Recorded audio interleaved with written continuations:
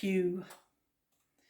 Um, the cat has just gone home, so the cat has been out there for um, 26 hours, hardly budging from the door,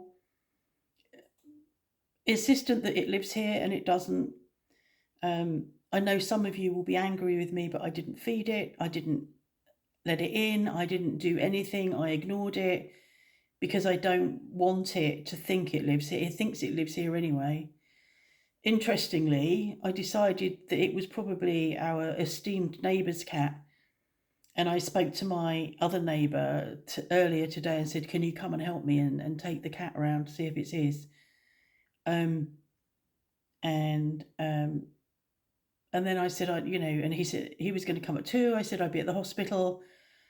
So he came at 6 o'clock and said, the neighbour doesn't get in till 8 o'clock. I'll come back at 7:45 and take the cat. But the neighbour came back before that, so I messaged him. And as soon as the car pulled in, because the car is parked out the back there beside the fence, as soon as the car came in, the cat was very vocal, really meowing. So it recognised the sound of the car. So it's been locked out by him since yesterday sometime. I don't know. We first saw it at 3. Manuel said he saw it in the road earlier than that. So, but I didn't feed it because I don't want it to think that it can come here for food. I don't do that. And the problem for that cat is it belongs to him, and anything that belongs to him, I just can't be near ever, whatever. So that's why that happened.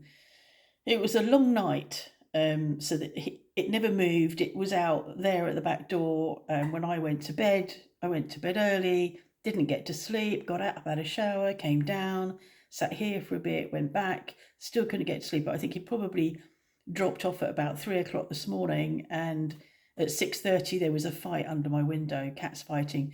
It wasn't this one at the back door. It was Jazz, I'm sure, and another cat. Because after about half an hour I got up and came down, and she was sitting on my window ledge with a fluffy tail still after half an hour.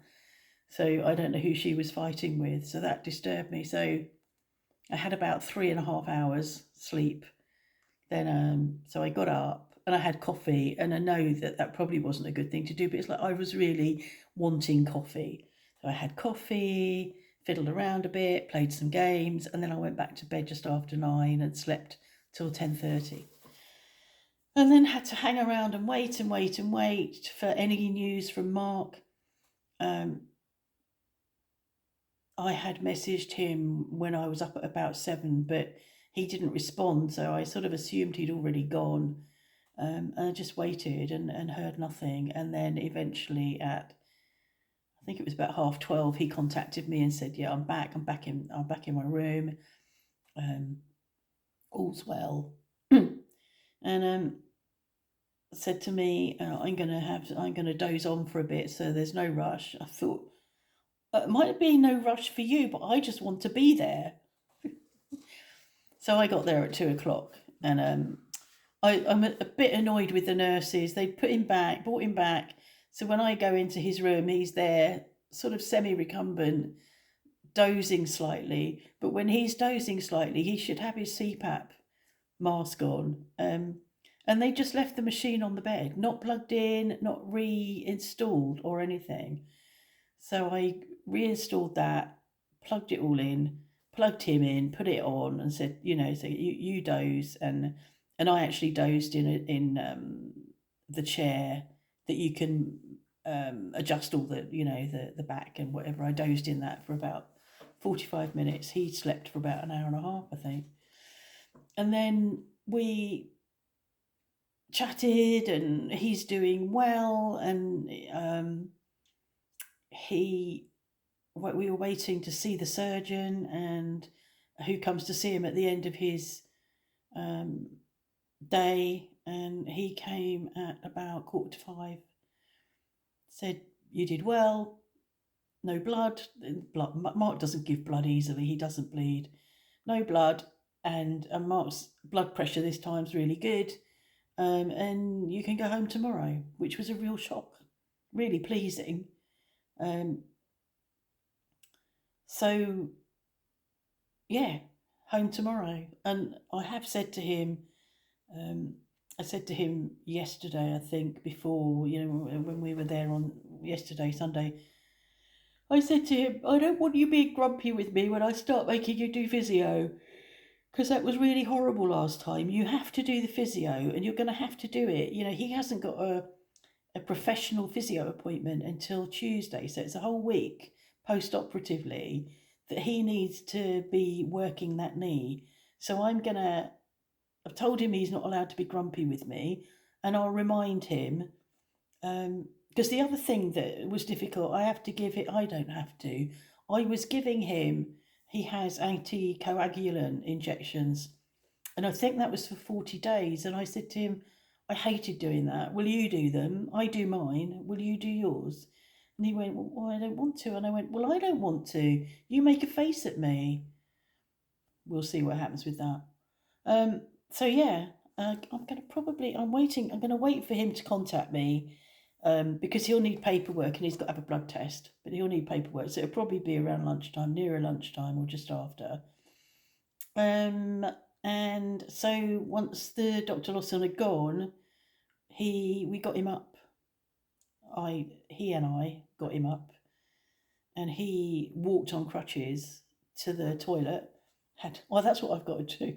I had a real problem getting on the toilet because it's low. It can't. It's not very flexible at the moment. I've got raised toilet seats that I must put on the toilets tomorrow. Must remember that. Um, yeah, and then got him more comfortably dressed into a t-shirt and some boxers, and um, so that he was more comfortable. And then I came back to sort this cat out. Oh, so despite the calmness of the working up towards it, I feel like yesterday was, and the day, was it only yesterday? Yeah, yesterday was, and with the cat, it was the cat. It was just, and I know that some people were not happy with me, not attending to it, but there's only a certain level of needs I can manage with my illness, and a stray cat when I'm looking after Mark's needs and my needs is just too much. I had problems with Manuel. He said, I want, if you got a pet carrier? I went, yeah, I got a pet carrier. So I got the pet carrier out, and it flat packs, and you have to unzip it and then zip it all up to make the cage. And I said to him, that needs to be made, and I can't do it. I can't do the zips. You need to do the zips. Will you do that now, or are you going to do that when you come back? And so he came back, allowed the cat in, and I hadn't allowed the cat in, which immediately came into this room. It's like trying to close the doors, but he let the cat in before I'd closed the doors. Caught the cat, and then he's trying to put it in the basket. He said, "Can you do the basket up? Can you do the basket up?" And I said, "No, you need to make the basket. I can't. You can't. Just do the basket. Do the basket up." I said, "It won't do up. It's not made."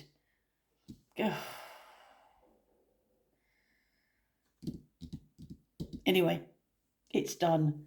I'm not going to go to bed too early. It's 7:45, but if I go to bed too early, I'll have another sleepless night. So I'm going to try and hang out until um, a normal time for me, and hopefully sleep tonight. I'm sure I will. I don't really know why I didn't.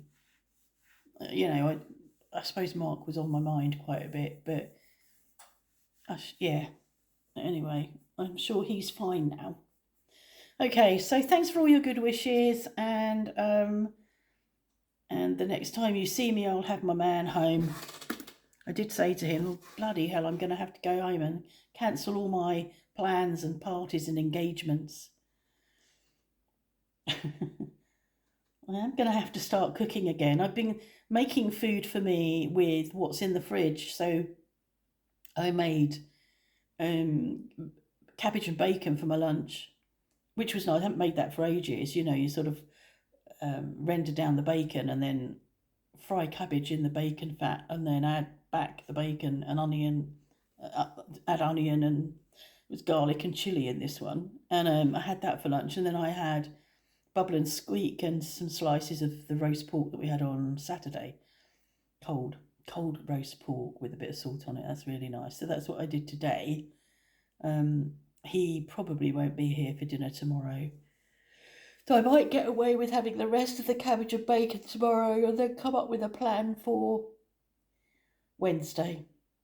Got plenty of food in the house, so I can make a meal, but it just depends what I decide to make. Anyway, see you later. Thanks for watching. Bye.